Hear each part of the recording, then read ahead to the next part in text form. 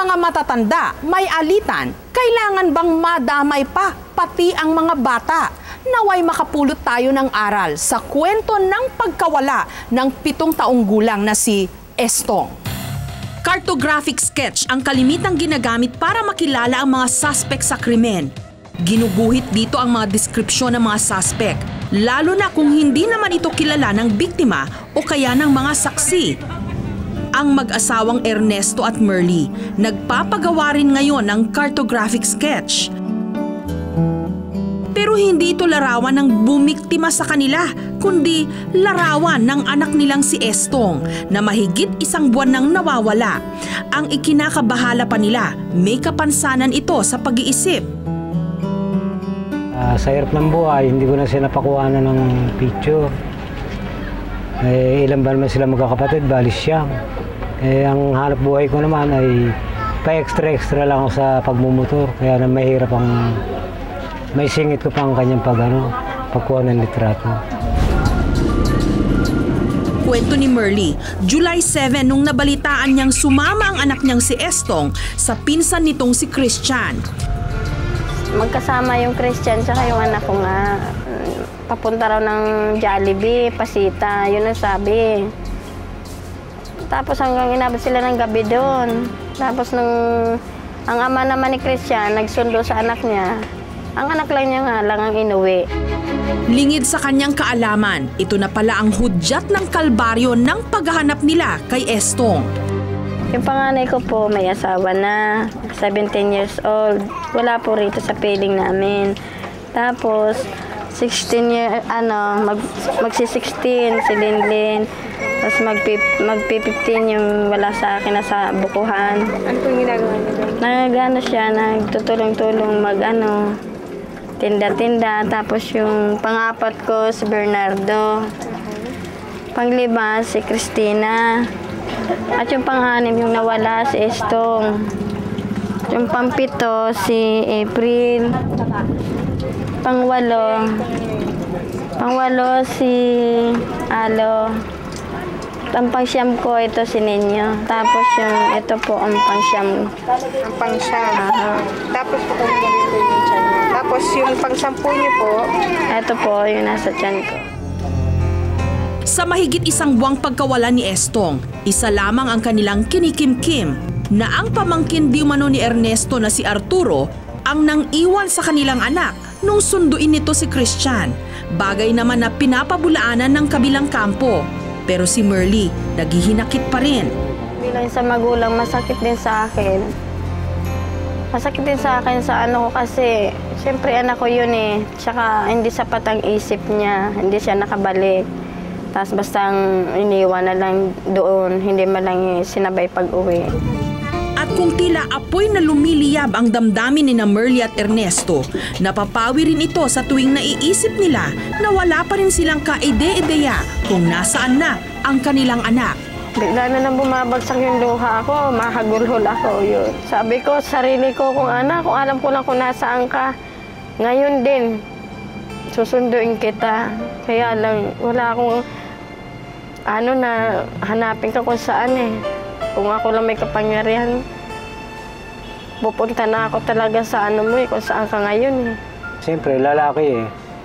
Pagka ako nagsosolo, napapaluha na lang po. Kaya kung minsan, nagagalit sa akin si Mrs. Ba't ka lasing? Pasensya ka na.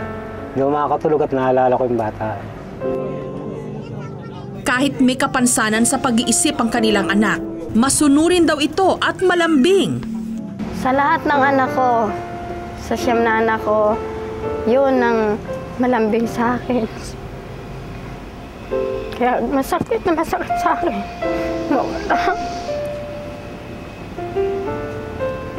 Yan ang yayapusin ka kaagad, halikan ka niya, yun. Yun ang ko sa kanya, namimiss ko siya nung siya'y nawala. Kaya sobra parang kulang na lang, hindi na ako gusto na rin mabuhay eh. Mula na mawala yung anak kong yun. Apektado talaga ako sobra. Kahit na sa mura pa niyang edad, parang mapagmahal siya sa isang ina. Ang pag-aalala naman daw ni Ernesto kay Estong, singlawak ng karagatan kung saan kumukuha siya ng ipangkakain sa kanyang pamilya. Parang ang isipan ko ay lumilipad dahil nga sa pagkawala niya. Bakit kanya? Eh, siyempre, may kapansanan siya. Hindi naman siya marunong ng palatandaan ng pag-uwi. Kausapin mo siya, iiyakan ka lamang. Eh, naaalala ko nga, ano kaya nangyayari sa anak ko? Saan kaya siya nakain? Saan natutulog? At kung pumapasada naman siya ng tricycle, lumilipad din daw ang kanyang utak kung nasaan na ang kanyang anak. Paano makapag-tricycle? Sa tuwi-tuwi na, pagka maalala ko, nasa likuran ko. Tatawag ng papa. Tuwing mag-drive ako ng tricycle, lagi naiisip ko si Stone, yung aking anak. Kaya kung minsan nawawala ako sa sarili ko at napapaluha nga tuloy ako kung minsan, naalala ko siya. Dahil lagi siyang kasama sila likod ng aking, dito sa akin sa likuran ko. Sinamahan din kami ng mag-asawang Ernesto at Merly sa lugar kung saan di umano iniwan na si Estong. Dito, napupunta si Christian at ang aking anak na si Estong. At dito rin sinundo ni Arthur, ang kanyang anak. Iniwan niya ang aking anak at tumawid sila sa kabila. Pagkatapos, pinasunod yung aking anak hanggang doon sa may San Roque. Hindi alintanan ng mag-asawa ang init ng araw. Ang importante, makita nila ang pinakamamahal nilang anak. Pero sa bandang huli, nung hindi pa rin sila nakakita ni bakas ni Estong, wala silang ibang nagawa kundi ang manawagan. Stone, saan ka man naroon, anak? Sana matagpuan na kita. At kung sino man po ang may mabuting kalooban nakakuha sa kanya, ay nagpapasalamat po ako ng marami sa kanila. Walang araw na hindi kita hinahanap. Sana, anak. Kung sino man sanang sa'yo nakapulot, sana naman, isoli ka na lang sa akin. Halos hindi na nga hindi ako minsan makatulog sa kaisip sa'yo. Kahit umulan, umaraw, palagi kang nasa isip ko. Ayon kina Ernesto at Merly, Intong lang ang pangalang nasasabi ni Estong. 7 taong gulang na raw ito, may peklat sa kanang binti, bulol kung magsalita. Kahit pa cartographic sketch lang ni Estong ang pinanghahawakan namin, hindi pa rin kami natigilang gawin ang aming misyon. Pinagkumpara namin ito sa mga larawang ipinadala ng mga shelter sa aming programa. Pero walang tumutugma sa cartographic sketch ni Entong. Dito na rin kami nagtanong-tanong sa iba't ibang mga shelter. Hanggang sa napadpad kami sa Manila Boys Town. Tao po. Ma'am, magandang gabi po. Ay, tuloy po. Opo, pasensya na po sa abala. Opo, sige po. Magandang gabi po, ma'am. Si Anthony po sa PTV Channel 11. Opo, magandang gabi, ma'am. Magandang gabi. Bali, meron po kasi kaming hinahanap po na batang ibinulog po sa aming programa. Mahigit sa buwan na po siya nawawala. Ito po yung larawan at pangalan ng bata, Estong de los Reyes. Ito lang po kasi naibigay na larawan ng magulang. Parang meron po yata ako ditong isang bata na hawig niya ng konti. Ganito pong itsura. Ang dali lang po tawagin ko. Sige po, salamat, ma'am. Tingnan nga natin kung kahawig nga niya. Ay, parang nga yata, siya nga yata. Ito eh, tingin mo. Kasi muna yung tinapay sa bibig. Parang siya nga. Kuya. Tingnan mo na naksin mo. Kuya, anong pangalan mo? Anong pangalan mo? Ano pangalan ng nanay-tatay mo? Sagot. Dali. Merlita. Merlita. Oh, tapos tatay mo? Tatay. Ano pangalan yung tatay? Ha? Eming. Opo. May mga palatandaan daw po yung bata, kaya po ng peklat na bilog sa kanang paa. Nasa po ba yung kanang paa ng bata, ma'am? Tingnan natin. Wala dito. Ito ba yun? Eksakto! Ang Entong na nasa Manila Boys Town at ang hinahanap naming si Estong, iisa. Ayon sa social worker, buwan ng Agosto raw nung napunta sa kanilang pangangalaga si Estong. Si Entong po, dinala po dito sa Boys Town noong August 8, 2008 ng Reception Action Center Manila. So, base sa kanyang record, siya po ay approximate age niya is 6 years old. So, he was found along S Avenue, Quezon City. At magpahanggang ngayon, palaisipan pa rin pala sa mga nag-aalaga kay Estong kung paano napunta ang bata sa Maynila. Sadya nga yatang mahiyain si Estong. Paano naman kasi kung hindi kukulitin, hindi kami makakapiga ng anumang impormasyon sa kanilang paggala ng pinsan niyang si Christian. Tapos parang may pagka-bulolo siya. Una nga, akala ko nga hindi marunong magsalita. Kasi nga, hirap mo siyang kausapin, pasagutin. Sabi isang gala, hingi pera. Gustuhin man daw ng mga taga-shelter na maiuwi si Estong. Hindi naman daw nila alam kung saan ito iuuwi. Ayun ang sinasabi ko, sabi niya may nanay siya.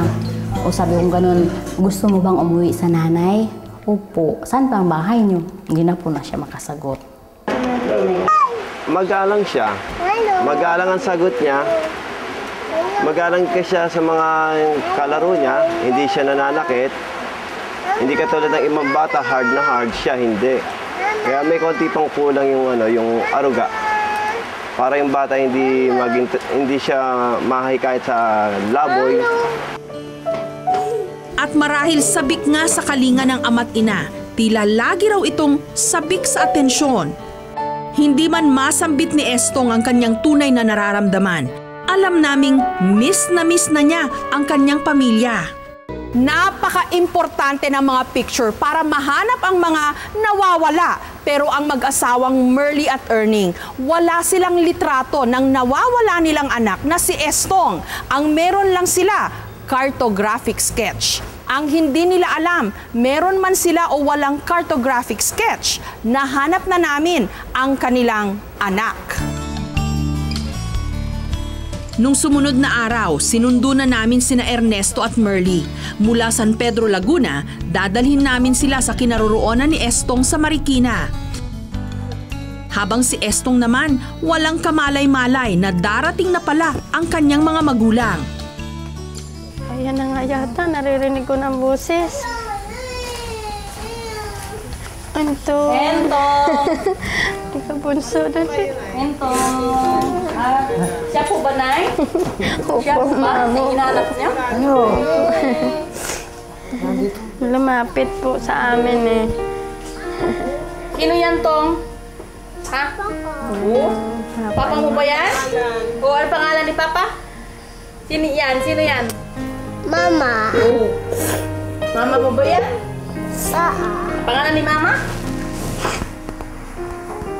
Sa mahihigpit na yakap ng kanyang magulang, kitang-kita sa kanya ang pagkasabik sa kanyang ama't ina. Si Estong, halatang miss na miss ang kanyang tatay Ernesto. Ano sasama? Iniiwan ka nila.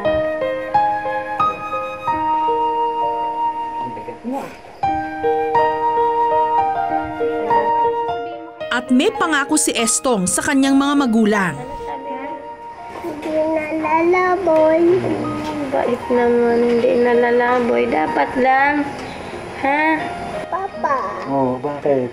Hello. Ano ka rin? Bibiyahe na tayo? Marunong na mag-English Sama ka ka. na? Salamat din sa Panginoon. Binalik ulit sa amin ito si Estong. Salamat din sa mga kasama niya rito. Sa mga bata na kalaro niya.